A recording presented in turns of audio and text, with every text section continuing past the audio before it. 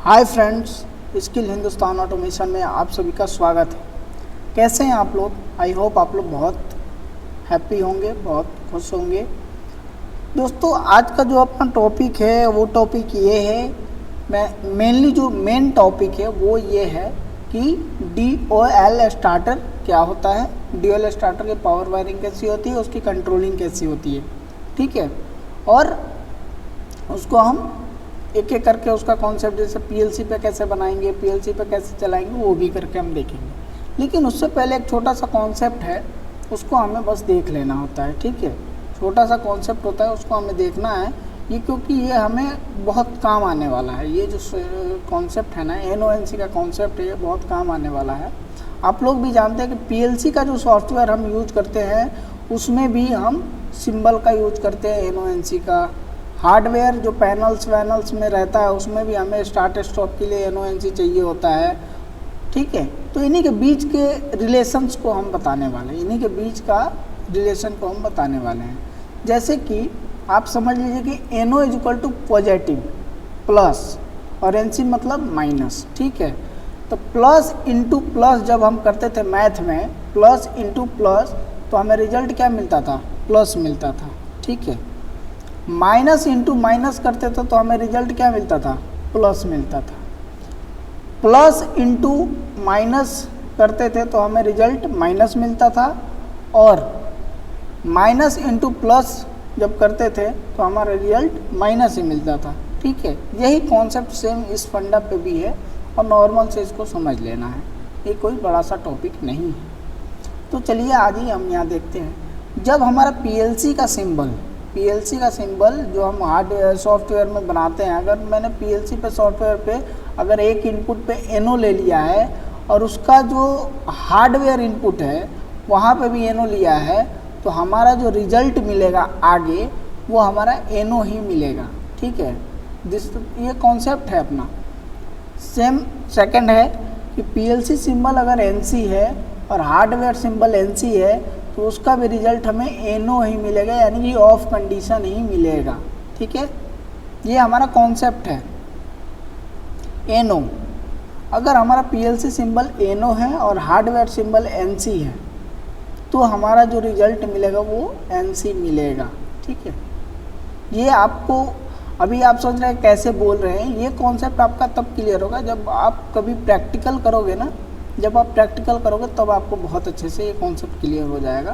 तभी जैसे PLC system में अगर जैसे NC यूज किया हमने और हार्डवेयर सिंबल NO यूज किया तो रिजल्ट हमारा NC ही आएगा।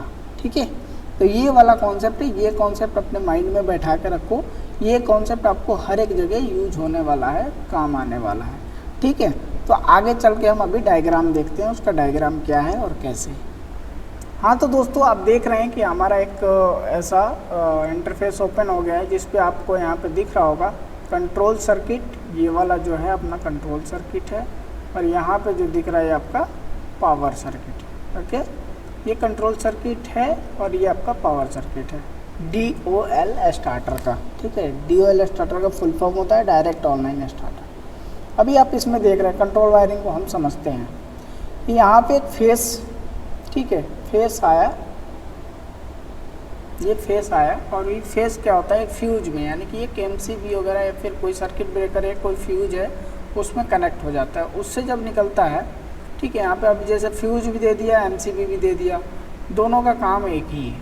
ठीक है, तो आप यहाँ पे या तो MCB दे सकते हो या फिर फ्यूज दे सकते हो, दोनों में से कुछ दे सकते हैं काम। जब इनसे निकलता है तो हमारे ओवरलोड रिले में आता है, OLR में आता है। OLR में आके वहाँ से उसके NC पॉइंट पे कनेक्ट होता है और वहाँ से आउट होता है। फिर उससे जब आउट होता है तो हमारे स्टॉप पुश बटन जो लगे होते हैं स्टार्टर को ऑन ऑफ कराने के लिए, उसके स्टॉप पुश बटन में कनेक्ट होता है और उससे आउट होता है। ठीक है, सेकंड उसका क्या होता है, वो आके कनेक्ट, जब स्टॉप पुश बटन से आउट होता है वो आके कहाँ कनेक्ट होता है?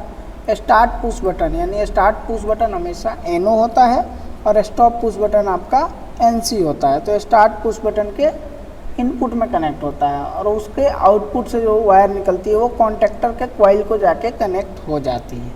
ठीक है, तो इस कंडीशन में क्या होता है कि जब हम स्टार्ट पुश बटन को ऑन करते हैं तो कॉन्टेक्टर हमारा ऑन होता है, और जब उसको हटाते हैं तो ऑफ हो जाता है। होल्ड नहीं हो पाता है। तो होल्डिंग का कॉन्सेप्ट क्या होता है वो मैं बताऊंगा। और देखिए न्यूट्रल नीचे से हमने एक न्यूट्रल दे रखा है, ठीक है, न्यूट्रल से हम लोगों ने नीचे से एक न्यूट्रल दे रखा है। सेकंड आप देख रहे हैं यहाँ से एक कॉइल का C1 यहाँ पे दिख रहा है, एनो पुश बटन लगा है, तो ये एक होल्डिंग होता है। हम क्या करते हैं यहाँ से उठा के और कॉइल के A1 से लेके एक एनो का होल्डिंग दे देते हैं, और वही क्या करता है जब हमारा स्टार्ट पुश बटन को ऑन करते हैं तो वो कॉइल को ऑन रखे रहता है जब तक कि हम इसको स्टॉप ना कर दें। ठीक है, बहुत ही सिंपल है, बहुत ही आसान है।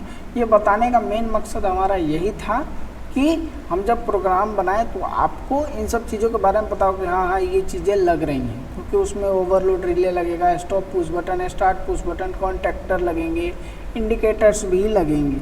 ठीक है, तो वो आपको पहले से जानकारी होनी चाहिए, इसलिए हम लोगों ने ये इसको डिस्कशन किया है। ठीक है, ये तो हो गया अपना कंट्रोलिंग का। अब आते हैं पावर पे।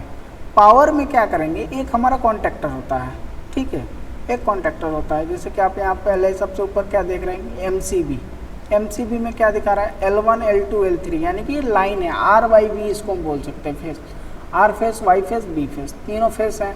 एमसीबी से बाहर निकलते हैं, एमसीबी से बाहर निकल के हमारे कॉन्टैक्टर में कनेक्ट हो गए। कॉन्टैक्टर के ऊपर वाले टर्मिनल में ये कनेक्ट हो गए, नीचे वाले टर्मिनल से ये कनेक्ट हो गए, यानी कि ये कॉन्टैक्टर से कनेक्ट होके बाहर निकले जब, तो ये OLR से कनेक्ट हो गए। OLR यहाँ से मतलब कि OLR से कनेक्ट हो गए। OLR से क्या होता है, OLR से जब आउट होते हैं तो वो जाके मोटर को कनेक्ट हो जाते हैं। ठीक है, वो जाके कहाँ कनेक्ट हो जाते हैं, मोटर को कनेक्ट होते हैं। सिंपल सीधा सा समझिए, एमसीबी में सप्लाई दिया, एमसीबी से निकाला, कॉन्टैक्टर को सप्लाई दिया, ठीक है, कॉन्टैक्टर से निकाला, OLR को सप्लाई दी, OLR से निकाला, अपने मोटर को सप्लाई पहुँच गई। ठीक है, जब भी हमारा कॉन्टैक्टर ऑन होगा तो हमारे मोटर को सप्लाई चली जाएगी, मोटर ऑफ हुआ, कॉन्टैक्टर ऑफ हुआ, मोटर का सप्लाई जाना बंद हो गया। ठीक है, तो ये अपना नॉर्मल सा कॉन्सेप्ट है ड्यूअल स्टार्टर का। अब अगली वीडियोस में हम मिलेंगे अपने ड्यूअल स्टार्टर की एक अच्छी सी प्रोग्रामिंग करते हुए, उसका एक लैडर लॉजिक बनाएंगे, उसको अपने सिस्टम पे चला के दिखाएंगे आपको। ठीक है, इतना के लिए बहुत बहुत धन्यवाद। वीडियोस को लाइक करें, शेयर करें, कमेंट करें और हमारे चैनल को सब्सक्राइब करें। क्यों करें, क्योंकि हमने PLC BMS कोर्स को अपने इस स्किल हिंदुस्तान ऑटोमेशन चैनल पे फ्री किया है। इस पे हम लोग जो भी चीज़ें कंटेंट डाल रहे हैं टोटली कंटेंट फ्री है। इसमें आप सभी को बहुत फ़ायदा होने वाला है, तो चलिए दोस्तों, इतना के लिए बहुत बहुत धन्यवाद। मिलते हैं अपने अगले वीडियोज़ में अगले इंस्ट्रक्शन के साथ में। जय हिंद दोस्तों।